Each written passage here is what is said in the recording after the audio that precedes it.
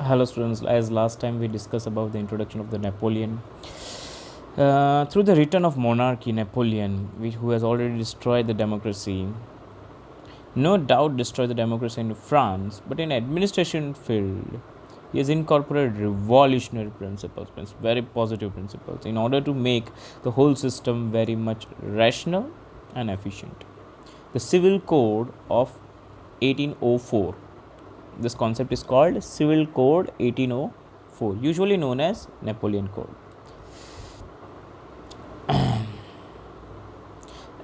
Now, what happened? Why it is called Napoleon Code? All the privileges on the birth were taken away by the Napoleon. He established the equality before the law, secured the right to property. This code was exported to the region under the France control. So everything was very good, and people were having a marvelous result. Everything was very smoothly going.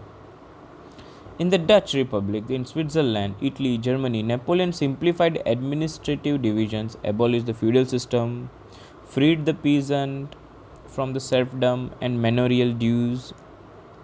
In the town too, guild means a kind of tax restrictions were removed, transportation communication systems were improved, peasants, artisans, and the workers and the new businessmen enjoyed the new formed freedom. Businessmen and small scale producers are also good, feeling good in particular, and began to realize that uniform law, standardized weight measures, and common national currency would facilitate the movement. As you know, it's better for the commerce movement of exchange of goods and capital from and region from one another.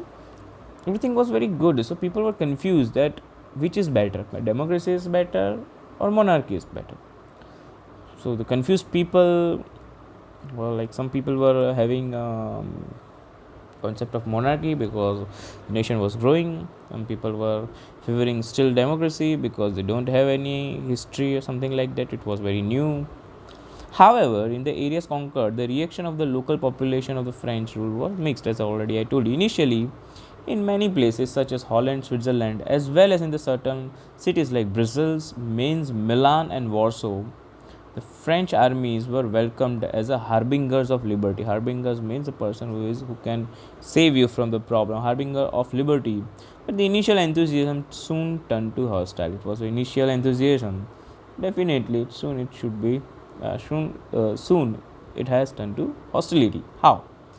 As it became clear that the new administrative arrangement did not go hand in hand with the political freedom. When you have the power but you don't have the freedom, what is the use of that power? The same thing. Increased taxes, censorship, forced conscription into the French armies required to conquer the rest of the Europe all seemed to be outweighed an advantage of administration change.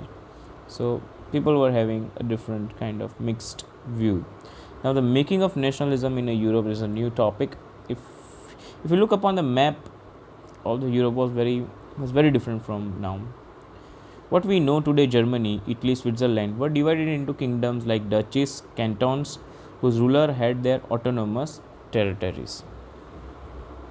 Eastern and Central Europe were autocratic monarchy within the territory of they lived diverse people. They did not seem themselves to be sharing a collective identity or a common culture. Often they even spoke different languages and belonged to the different ethnic group.